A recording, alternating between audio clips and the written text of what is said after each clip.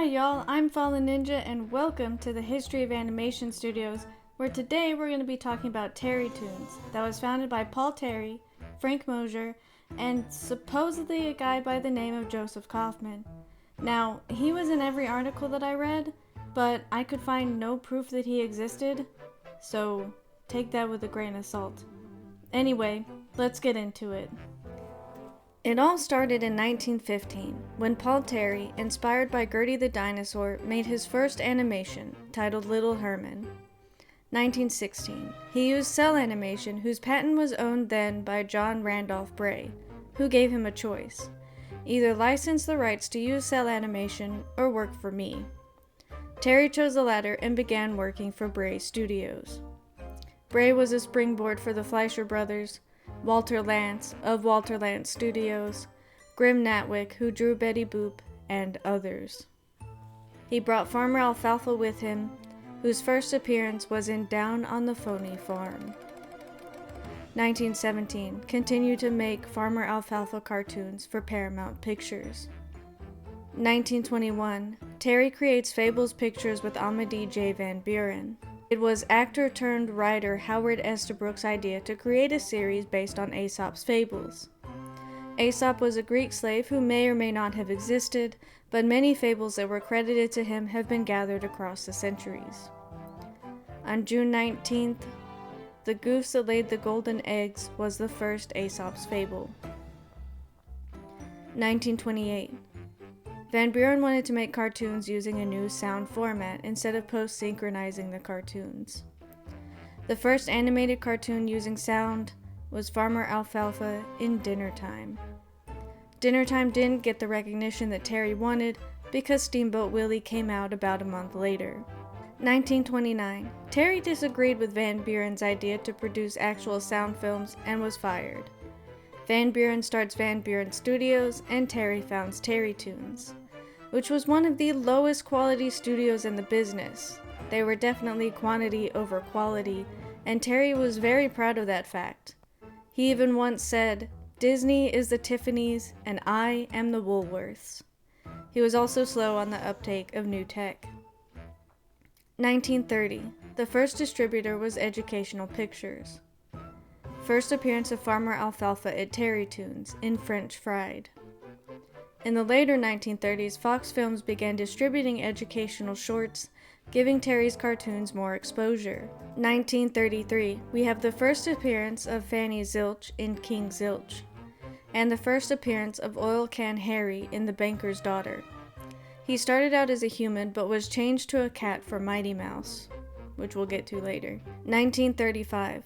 Fox Films and 20th Century Pictures merge into 20th Century Fox. The first appearance of Putty the Pup in The Bullfight. 1936. Distributors were becoming dissatisfied with quality, and Terry feared losing contracts, so he bought out Mosier's share of the studio to gain full control and promise improvement. Mosier later sued Terry and distributor Educational Pictures, claiming conspiracy, but lost. Mosier liked to experiment, but Terry's formulaic approach didn't leave room for experimenting. Also this year, we have the first appearance of Rudy the Rooster in A Tough Egg, and the first appearance of Kiko the Kangaroo in Farmer Alfalfa's Prize Package. 1937, the last regular appearance of Farmer Alfalfa in The Dancing Bear, the last appearance of Fanny Zilch in The Sawmill Mystery, and the last appearance of Kiko the Kangaroo in Kiko's Cleaning Day. 1938, Educational pulls away from 20th Century Fox, so they become Terrytoons' distributor for the next 2 decades. Terry arranges for some older cartoons to be released through home video distributor Castle Films. The first appearance of Gandy Goose in Gandy the Goose. First cartoon made in color was String Bean Jack. Technicolor was introduced in 1916. 1939, the first appearance of Sourpuss in The Owl and the Pussycat. The first appearance of Dinky Duck in The Orphan Duck. 1940 was the first color appearance of Farmer Alfalfa in Plain Goofy. 1942, the first appearance of Super Mouse in The Mouse of Tomorrow. The last short produced in black and white was Ickle Meets Pickle. Last solo appearance of Sourpuss in A Torrid Toreador. The last appearance of Putty the Pup in The Big Build-Up. All Out for V is nominated for an Academy Award for Animated Short Films. 1943, the last appearance of Super Mouse in The Lion and the Mouse. 1944, the first appearance of Mighty Mouse in The Wreck of the Hesperus. My Boy Johnny is nominated for an Academy Award. 1945, Mighty Mouse and Gypsy Life is nominated for an Academy Award. 1946, the first appearance of Heckle and Jekyll in The Talking Magpies. And also the first official appearance of Heckle and Jekyll in The Uninvited Pests. 1948 is the first appearance of Dingbat in The Hard-Boiled Egg, and the first appearance of Dimwit in Felix the Fox. 1950, the last appearance of Dingbat in Sour Grapes, and the first appearance of Little Roquefort in Cat Happy. 1951, the last appearance of Sourpuss in Dream Walking. 1952, the last appearance of Oil Can Harry in When Mousehood Was in Flower. 1955, Paul Terry retires and sells Terrytoons to CBS. 20th Century Fox still distributes. Last appearance of Little Roquefort in No Sleep for Percy.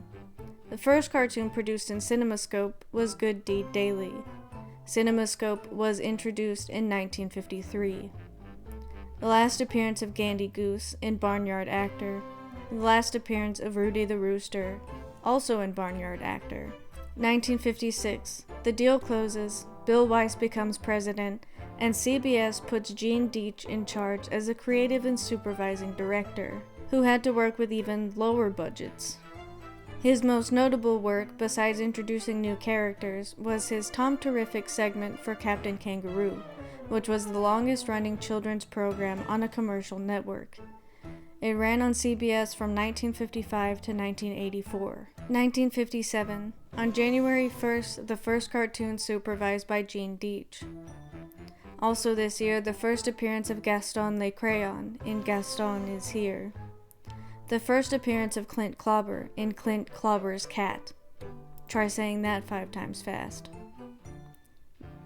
1958. In August, Gene Deitch is fired, had tried to modernize and/or experiment with the formula that Terry had created, which caused friction between him, management, and Terry himself. The first appearance of Sidney the Elephant in 6-6 Sidney.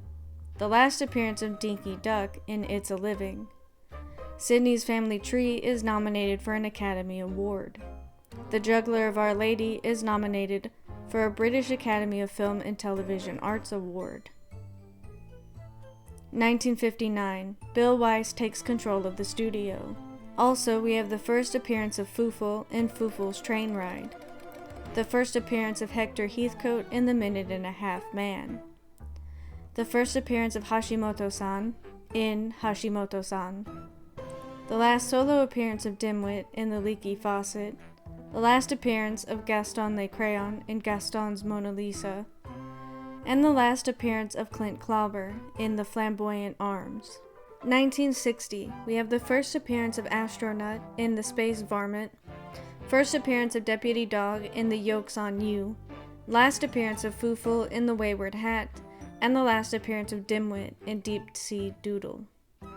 1961, the last appearance of Mighty Mouse in Cat Alarm. 1962, the first appearance of Luno in The Missing Genie. The last appearance of Sidney the Elephant in Split Level Treehouse, and the last appearance of Hashimoto-san in Spooky Yaki. 1963, the last appearance of Luno in The Gold Dust Bandit. 1964, the first appearance of Sad Cat in Gad Mouse the Apprentice Good Fairy. That title is too long. First appearance of Possible Possum in Freight Fright, and the last appearance of Deputy Dog in The Governor's Guide. 1965, the first appearance of James Hound in Dr. Ha-Ha. The last appearance of Heckle and Jekyll in Messed Up Movie Makers. 1966, the last appearance of James Hound in Baron von Gogo, which is a lost cartoon. 1967, the last appearance of Sad Cat in Loops and Swoops. In 1970, the FCC bans TV networks, mostly the big ones like ABC, CBS, NBC, and all the other letters of the alphabet, from owning cable channels. 1971. As a result of the FCC's new policy, CBS creates Viacom Enterprises to handle syndication and library rights. The Terrytoons library transfers to Viacom. 20th Century Fox still regularly re-releases the Terrytoons library to theaters. The last appearance of Possible Possum in Kooky Cucumbers, another tongue twister. The last appearance of Astronut in No Space Like Home, and the last appearance of Hector Heathcote in Ice Cream for Help. 1972. Weiss retires, but Viacom keeps him as a consultant. Had been a ghost studio with only executive producer Bill Weiss and story supervisor Tom Morrison until Viacom announced that Terrytoons would leave New Rochelle and move back to Viacom International's office in New York City. In November, New Rochelle's studio closure is announced. In December, Viacom had sold the now abandoned studio. They continue operations in New York City, but not for new cartoon production, mostly syndication to local TV markets.